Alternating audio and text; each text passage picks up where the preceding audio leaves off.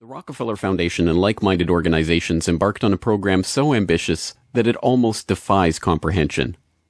They transformed the practice of medicine. As usual, the oligarchs that funded this change were also there to profit from it, and once again, John D. took his cue from Devil Bill's example. William Rockefeller had called his brand of snake oil Nujol for new oil, and Standard Oil spun off Nujol as a laxative under their Stanco subsidiary. Manufactured on the same premises as Flit, an insecticide also derived from Standard Oil's byproducts, Nujol sold at the druggist for 28 cents per 6-ounce bottle. It cost Standard Oil less than 1/5 of a cent to manufacture. Pharmaceuticals provided a lucrative new opportunity for the oligarchs, but in a turn-of-the-century America that was still largely based on naturopathic, herbal remedies, it was a tough sell.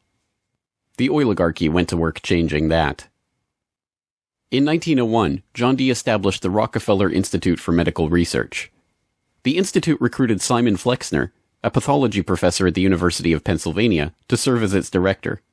His brother, Abraham, was an educator who was contracted by the Carnegie Foundation to write a report on the state of the American medical education system. His study, the Flexner Report, along with the hundreds of millions of dollars that the Rockefeller and Carnegie Foundations were to shower on medical research in the coming years, resulted in a sweeping overhaul of the American medical system. Naturopathic and homeopathic medicine, medical care focused on unpatentable, unmarketable natural remedies and cures, was now dismissed as quackery. Only drug-based allopathic medicine requiring expensive medical procedures and lengthy hospital stays was to be taken seriously. The fortunes of Carnegie, Morgan, and Rockefeller financed surgery, radiation, and synthetic drugs. They were to become the economic foundations of the new medical economy. The takeover of the medical industry was accomplished by the takeover of the medical schools. Well, the people that we're talking about, Rockefeller and Carnegie in particular, came to the picture and said, we will put up money. They offered tremendous amounts of money to the schools that would agree to cooperate with them. The donors said to the schools, we're giving you all this money. Now, would it be too much to ask if we could put some of our people on your board of directors to see that our money is being spent wisely? Almost overnight, all of the major universities received large grants from these sources and also accepted 1, 2, or 3 of these people that I mentioned on their board of directors, and the schools literally were taken over by the financial interests that put up the money. Now, what happened as a result of that is that the schools did receive an infusion of money. They were able to build new buildings. They were able to add expensive equipment to their laboratories. They were able to hire top-notch teachers. But at the same time as doing that, they skewed the whole thing in the direction of pharmaceutical drugs. That was the efficiency in philanthropy.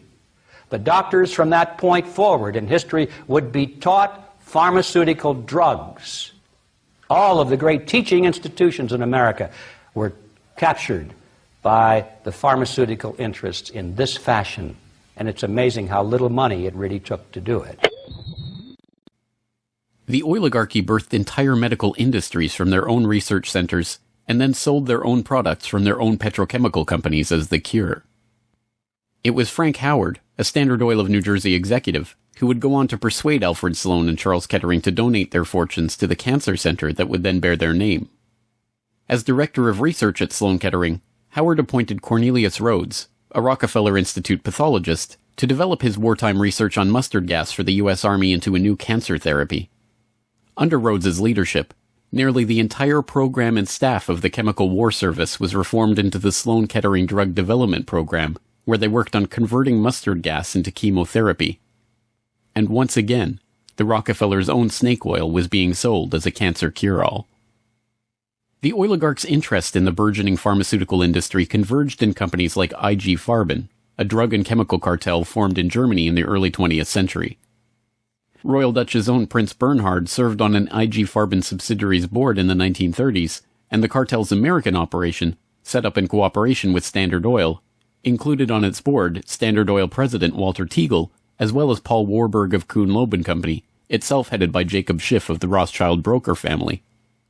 At its height, IG Farben was the largest chemical company in the world and the fourth largest industrial concern in the world, right behind Standard Oil of New Jersey. The company was broken up after World War II, but like Standard Oil, its various pieces remained intact, and today BASF, one of its chemical offshoots, remains the largest chemical company in the world, while Bayer and Sanofi, two of its pharmaceutical offshoots, are among the largest pharmaceutical companies in the world.